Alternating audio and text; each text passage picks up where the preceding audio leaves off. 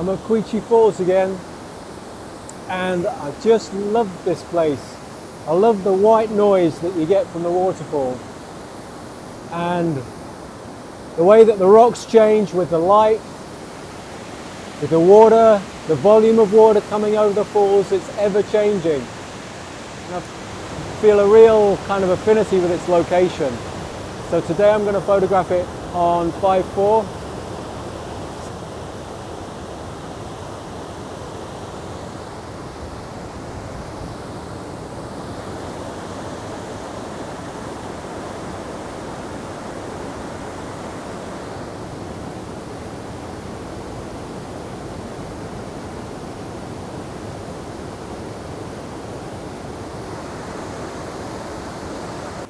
This is a Toyo field camera.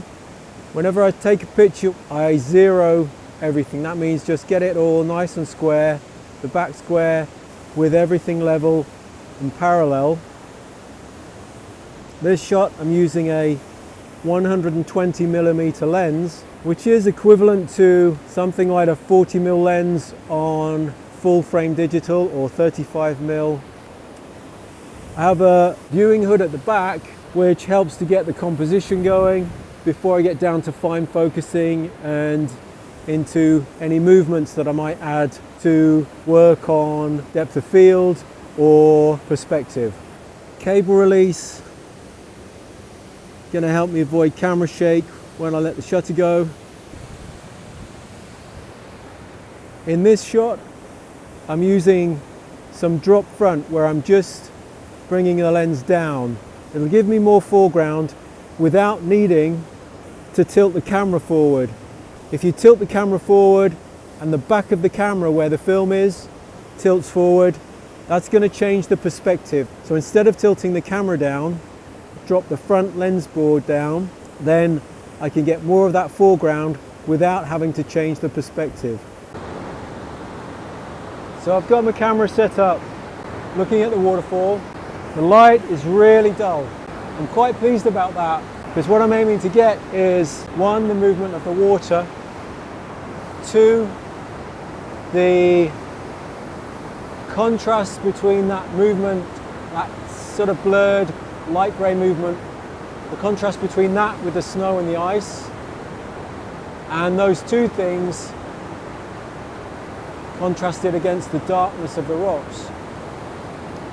And sometimes when you photograph rocks and snow and water, if the light is too bright, if the ratio, the contrast, the brightness ratio between your highlights and your shadows is too wide, it can create problems. It can create challenges in terms of having the option to keep detail in both of the highlights and the shadows. So today it's okay. With it being overcast, that range is much narrower, and I'm happy with that. Also, with it being overcast, I'm going to be using a longer shutter speed, which means I will get more movement in the water. Effectively, it's nature's neutral density filter, and I'm happy about that too, because I'm working with these elements to create the picture that I have in my mind, and I'm using them to my advantage. So I've got my camera set, aperture of f/22, shutter set to B, so I can use the cable release for a 4-second exposure. Next, I need to put the dark slide into the back of the camera, take out the dark slide to reveal the film, do my exposure. Dark slide slips into the back.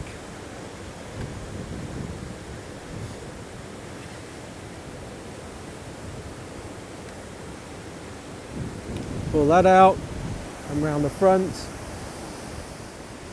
do my 4-second exposure. Get my phone, press the cable release, 1000, 2000, 3000, 4000, and that's the exposure done. Put the dark slide back in, and that's the exposure.